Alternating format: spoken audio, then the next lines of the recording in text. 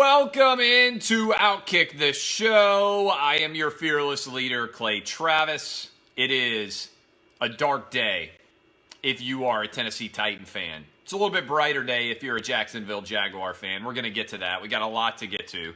The Titans tank. Gardner Minshew Mania takes over. College football gambling picks. AB is an idiot. And Leach is an NFL coach. Does it make sense? And I'm going to start off by blocking someone who has said something that I think is indefensible, which is you can attack Marcus Mariota. Arguing that Jameis Winston is any good at all is so stupid that it makes my head hurt. So you're gone. Stupid argument. Happened to look over. You're gone forever. Start off the show here by wiping somebody out. You never know. You never know when I'm going to happen to look over and read a comment and you'll be wiped out Clay Kyle style forever. Right off the top, happen to look over, very first comment, boom, he's gone forever. We'll never see him again. He's dead. He's been wiped clean like Thanos. I snap my fingers and he's done. Very first comment, I think it was. I happen to look over, boom, dead. Don't know what he said before. Know what he'll say in the future. Nothing. All right, let's dive right in. Titans. I got a bunch of different angles I want to hit this from, and it is going to be ongoing, and it is going to be substantial, and it is going to eviscerate the entire franchise. Let me start here. It's been 17 years since any NFL team allowed their quarterback to be sacked 17 times in the first 3 games. Okay? 17 years! It has been 17 years since anybody was this bad on the offensive line. The Titans have spent over $100 million on their offensive line. And they are so bad that no one going all the way back to 2002 has ever allowed more sacks. Last night, Jacksonville sacked the Titans 9 times. In Ferris Bueller voice, 9 times it happened. All right? This is thoroughly unacceptable. And this is the kind of loss, in conjunction with what happened to the Colts, where I think you got to stand and stare at yourself in the mirror for a long-ass time and recognize that your franchise is a joke, that your leadership, John Robinson as the general manager, is a joke, that your coach, Mike Vrabel, going for it on 4th and 6, down 14-0, is a joke, that your entire game plan is broken. Let me walk you through this for a second. The Titans got the best draw you could maybe ever get in recent history in a division. They got to play, not against Andrew Luck, who had beaten them 11 straight times, okay, for the Colts. They got to play against Jacoby Brissett. Nothing against Jacoby Brissett, but comparing Andrew Luck and Jacoby Brissett is like comparing a high school JV squad and an NFL franchise. There is no comparison between the two. One is a Hall of Famer, the other one's a Jag, just a guy. Easy to replace, the most average quarterback in the NFL and at the absolute best. They got to play him at home after the Colts were coming off of an overtime loss in California. They were up 17-13 in the fourth quarter, and they did what the Titans do. They choked away against the Colts. They're now 3-19 in the last 22 games against the Indianapolis Colts, with 11 straight losses to Andrew Luck. Something, mind you, that has never happened in the history of the NFL. Never has a quarterback gone undefeated 11-0 against an opponent in the entire history of the NFL. I'm not asking for something incredible. I'm asking for one measly victory over Andrew Luck. 11 games, 11 losses. They lose to the Colts. Then they get to go to Jacksonville, and they get to play against Gardner freaking Minshew, who has never won a game as an NFL quarterback and who is a 6th-round draft pick.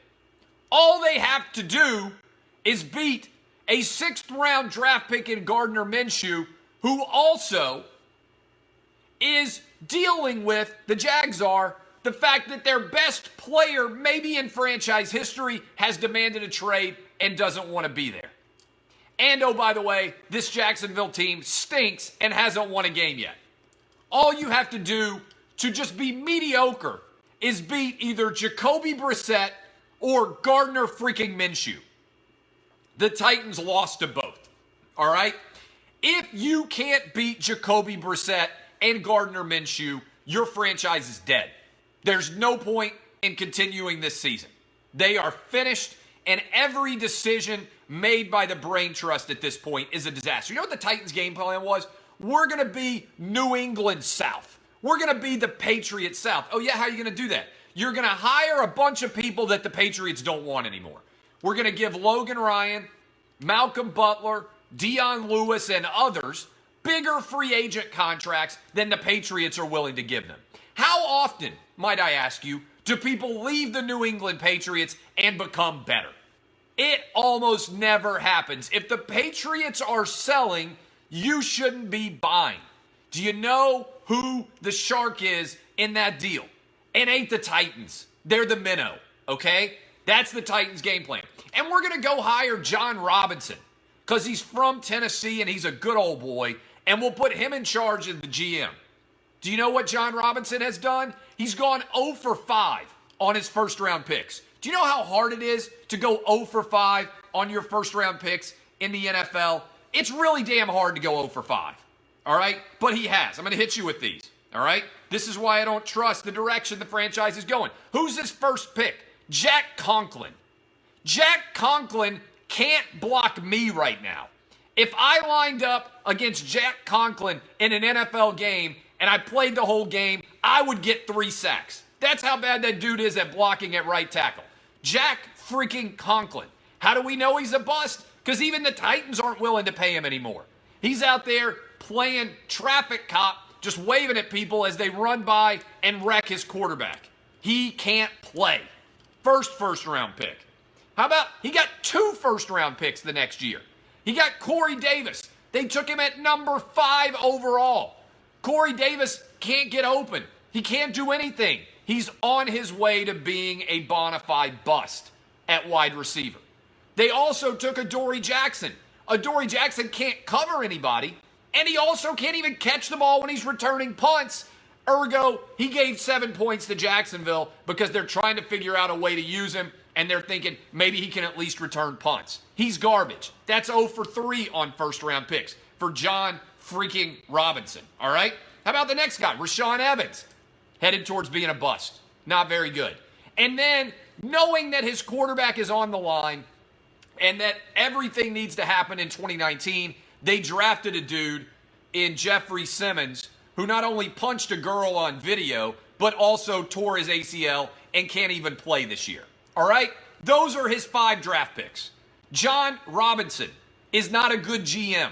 He's 0 for 5 drafting players. Okay? There's not a single team in the NFL that would give up a first-round pick for any of the 5 picks that the Titans have made so far as first-rounders. That's a good way to judge the quality of your draft.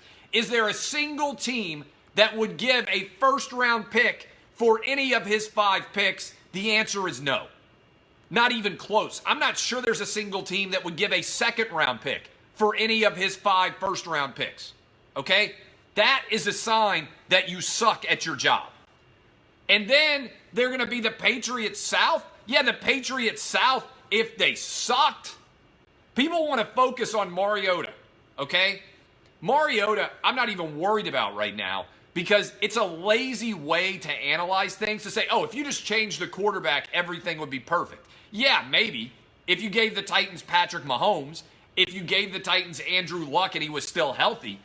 But the issue with the Titans is not Marcus Mariota. It's that the entire franchise sucks. And let me tell you this. People are like, well, the Dolphins stink. Yeah, but the Dolphins have a plan.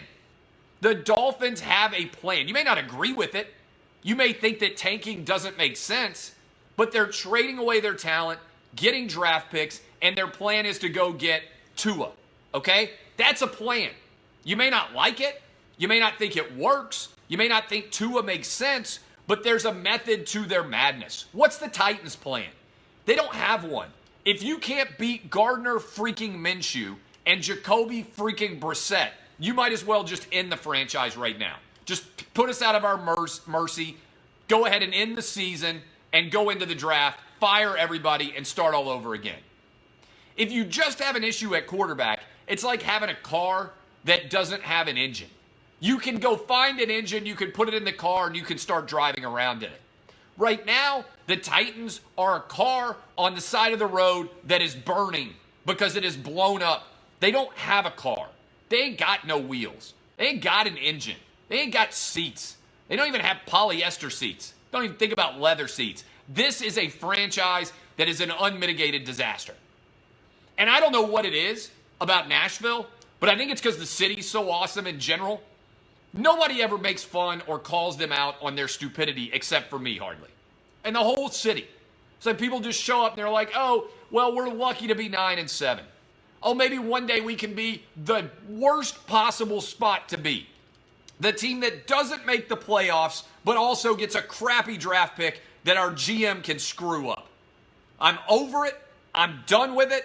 This franchise is a joke, and its leadership is a joke. They have no plans, and I'm sorry, if you can't beat Gardner Minshew on the Jags, and if you can't beat Jacoby Brissett on the Colts, you have no hope in an already mediocre AFC South. Period. I'm sorry. People want to be like, oh, well, it's just 2 games. Oh, it's only 3 games of the season. This season is over. This franchise is an unmitigated disaster. Its leadership is totally bereft of ideas, and it's a joke.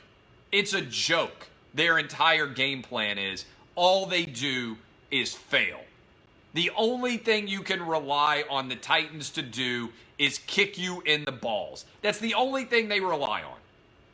Just when you think, you know what, maybe things are going to be okay, they kick you, and for a minute you think, hey, I think they missed my balls. I think I'm going to be okay. That was game 1. And then if you've ever been hitting the balls, you know what I'm talking about. You suddenly realize, no, you know what? They got me in the balls. I'm on the ground, holding my groin, feeling like crap. That's what the Titans are. They're the franchise that kicks you in the balls, and you think they missed your balls, but they really hit you right smack dab in the balls, and it just takes you a little while to realize that you actually took one right in the crown jewels. That, my friends, is what being a Titans football fan is actually like. There's no game plan. There's no actionable goal. It's just total flam ridiculousness. All right, and I'm over it. And by the way, let me say this. It's not just the Titans. We live in the state of Tennessee in the worst place in the nation for football. The flagship state university is awful. The Titans are awful. Nowhere else in the country right now is the NFL product and the major college product in the state worse than in the state of Tennessee right now. And I sit around, I really do sometimes, and I think to myself, is this my fault? Have I done this to the great state of Tennessee? Have I led us down this awful path in which we reside now? Maybe I have. Maybe my own success, which has been like a rocket ship going straight to the moon, simultaneously as my teams have tanked. We've just passed. One of us is going skyward, winning, triumphing, dominating. That's me. That's me in my chosen field. It's one victory after another. Meanwhile, my teams just suck every single day. If you plotted them on a graph, this is me, this is my teams. Going in opposite directions. Do I expect too much to expect competence? Is it too much to ask that there be somebody in the great state of Tennessee that can coach a freaking football program and not suck? Is that too much to ask for? I don't think so. I think that's a very reasonable goal. I think fans throughout this state deserve better than what we get. And I find myself every single weekend the same place over and over again. Flagship state institution, crap. NFL franchise, crap. And it's like, by calling it out, do I make it worse? Maybe so. But at some point, there has to be a savior. There has to be somebody out there who can rise us up from the pits of despair and return us to the glory land. It wasn't that long ago that the Titans were in the Super Bowl and that the University of Tennessee won national championships. I wasn't that old of a man when that happened. Why can't it happen again? Why, as I become richer and more successful, and as my hair remains fantastic, as I only produce male offspring, as my houses get bigger and my cars get nicer, as I add beach homes, why, in my Nancy Kerrigan voice, are my teams so bad? Am I just too successful? Have we had some sort of Freaky Friday incident that I wasn't aware of, where I had a moment where I met with the fiddler and we traded futures, and in order for me to become what I have become, did the teams that I root for have to go to hell? Did I give up my soul as a fan in order to get rich talking about sports? I don't know. I wonder about these things. I really do. I don't know. Maybe I did sell my soul to the devil. Maybe I sold my fandom soul to the devil. I think about these things. I don't know the answer. All right. Anyway, there's my rant. That's what I'm dealing with today. That's how I feel. Now, flip side. Gardner Minshew. Gardner freaking Minshew. If I'm a Jags fan, I love him. If I'm a fan of anyone other than the only team he's ever beaten in the NFL in his entire career, a.k.a. the Tennessee Titans, then I love everything about Minshew Mania. I like his mustache. I like the fact that he wears his shirts with 3 buttons down, shows his skin. I like the fact that before every game, he exercises in only a jockstrap. I like the fact that he's like Baker Mayfield, except real, whereas Baker Mayfield is pretending to be Baker Mayfield and is thoroughly inauthentic. I like everything about Gardner Minshew, if I'm being honest. I like the fact that this offseason he might star in a porno movie and that I would even watch. I like the fact that he has no wide receiving weapons whatsoever, and when he drops back to pass, he still finds ways to get first downs. I like the fact that he's slow, and yet no one can catch him. I like the fact that he's short, and yet he seems so tall. I love everything about Gardner Minshew, except the fact that the only team he's ever beaten in his entire career is my Tennessee Titans. If I were down in Jacksonville, a.k.a. Duval, if I were down in Duval County, he would be the superhero that we've been waiting for. The man who can maybe finally sell out Alltel Stadium, or whatever you call it these days. The man who can finally make people in Jacksonville care more about the Jaguars than they do Florida, Georgia, and what Tim Tebow's batting average is in AAA minor league baseball. All so that one day he can take the franchise to London and dominate there. All right, so I love everything about Gardner Minshew. Interesting decision. If you watch Nick Foles standing on the sideline, do you know what he looked like? He looked like a man who realized that he was getting Wally pipped.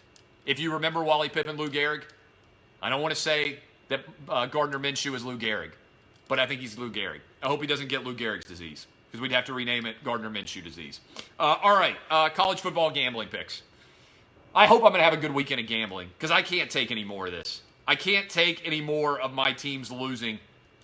Fortunately, I'm an incredible gambler, and I've got a bunch of different gambling picks for you. I'm on Central Florida at Pitt. I like Central Florida to blow Pitt out. They blew them out last year, 45-14, more of the same.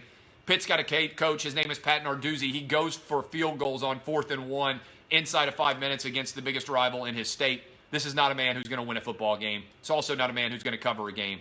Big-time win for UCF. Michigan State-Northwestern, the under. No points are going to be scored in this game. It might end 6-3. It might end 3-3. It might go 14 overtimes, and the final score might be 14-12. Michigan, Wisconsin. Tim Harbaugh on the road in the top 25 during his tenure at Michigan. Do you know what his record is? 1-5 against the number. Do you know the last time that Michigan covered on the road at Wisconsin? 1999. Do you know what's going to happen tomorrow? Beat down, Wisconsin style, low scoring, but Wisconsin covers the 3 and the 3.5. Tennessee, Florida. Tap the veins, boys and girls.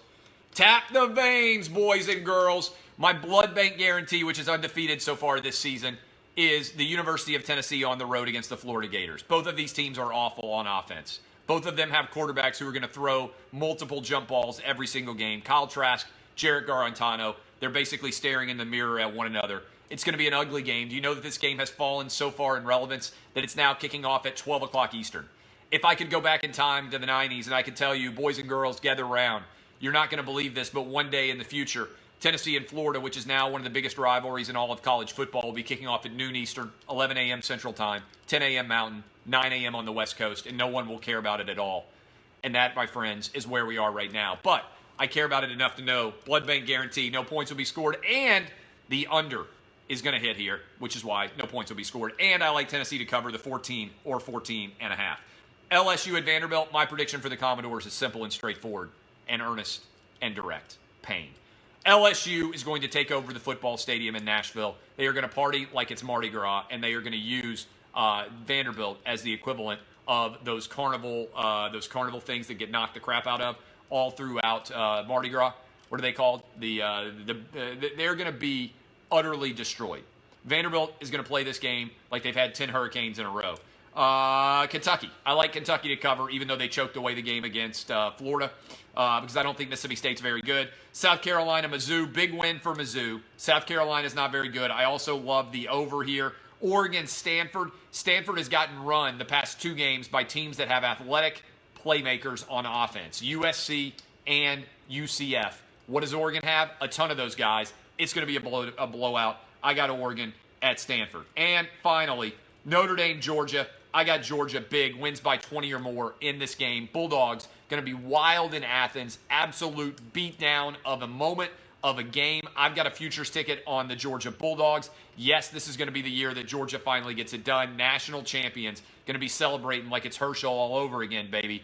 Georgia in Athens puts the beatdown on Notre Dame. Notre Dame can't stop the run. Georgia might be the best running team in all of college football. The Bulldogs win by 20 or more. Finally, AB. Antonio Brown is the only man dumber than the Titans' brain trust running this franchise. Antonio Brown had a woman tell Sports Illustrated anonymously that he had been behaving inappropriately with her of a sexual nature. Most people, if that story came out, would listen to their attorney and not make the decision to send a text message to her with all of everybody else on the text message with pictures of her children saying we need to look this girl up and see what's going on in her background because she's telling lies about me. Most people are smarter than Antonio Brown, who was so dumb that he managed to do this. Sports Illustrated wrote about it. His own attorney was on the text message thread. This is one of the dumbest dudes I've ever seen in my life in terms of his ability to make awful decisions. Antonio Brown is making the decision easy for the NFL to suspend him. What he should do and what he should have done is shut up and issue fervent denials and lie if the true story is true or tell his truth if the story is not true. Whatever it is, he should be doing basically the opposite of everything that he has done so far. I think Antonio Brown is going to end up getting suspended for the rest of the football season. Even Bill Belichick is storming out of press conferences because he's tired of talking about Antonio Brown. This is a rare miscalculation by the New England Patriots. They didn't know what was coming, but they've made a bad decision to have him on tap. All right, Mike Leach, I got an idea for you. Everybody in the NFL wants retreads, or they want the guy who's like the guy who's winning, i.e., Sean McVay wins. What happens? If you got scruff and if you coach offense, you get an NFL head coaching job. That's what happens. Right now, if I coached in the NFL and I looked like this, I'd be a head coach. Matt LaFleur gets the Green Bay Packers job because he knows Sean McVay, he has scruff, and he coaches offense. Cliff Kingsbury gets fired by Texas Tech, but he knows Kyler Murray. He's friends with Sean McVay. He's a scruffy white dude. He gets a head coaching job. Kyle Shanahan, scruffy white dude, head coaching job. The new guy, what's the new guy? The Bengals coach. Scruffy white guy, knows Sean McVay, gets a head coaching job. I got a question. Got a question for you guys out there. Why don't you go to the source? Instead of getting all the periphery, why don't you go to the source? I got a name for you. This is the new hotness in the NFL. How about Mike Leach? Mike Leach is the king of the air raid. He's been running this thing since the early 90s with Hal Mummy, okay? Where did Cliff Kingsbury get his start? Mike Leach. Where did Lincoln Riley get his start? Mike Leach. Where did Dana Holgerson get his start? Mike Leach. All these dudes that are hot in the scoring business right now, they all got their start with Mike Leach. Right now, you got Gardner Minshew and Luke Falk, former Washington State quarterbacks, both starting. They may not be high draft picks. They may not be impressive quarterbacks, but they're working in the NFL because the NFL now is borrowing from college and taking all the air raid concepts. Why would you not, if you have an opening in the NFL, get Mike Leach in for an interview? Right now you got Kyler Murray, you got Baker Mayfield, you got Gardner Minshew, Luke Falk, Patrick Mahomes, all of them air raid disciple quarterbacks, all of them starting in the NFL. If the air raid is where the NFL is going, why wouldn't you get the godfather of the air raid? Go hire Mike Leach. It's crazy to me. If he was 40 years old, had scruff, and was incredibly good looking, he'd be making $10 million a year coaching in the NFL right now. Just because he's 56 or 57 or whatever the heck he is, and because he's on the Palouse up at Washington State, doesn't mean that he shouldn't be the next hot NFL coaching hire. I'd go get Mike Leach. All right. I love all of you. DBAP unless you need to SBAP. Tap the vein, boys and girls. The under in Tennessee, Florida. I will see you guys. Kisses. DBAP unless you need to SBAP. I will see you guys in a little while on Lock It In. And then if we have disaster befall us tomorrow during games, I'll hop on here as well. If you enjoy the show, share it with your friends. If you hate me, share it with your friends too. I don't basically care how people hear about me. I just wanted to make sure that they hear. Love you. DBAP unless you need to SBAP. I'm Clay Travis. This has been Outkick the Show. See y'all.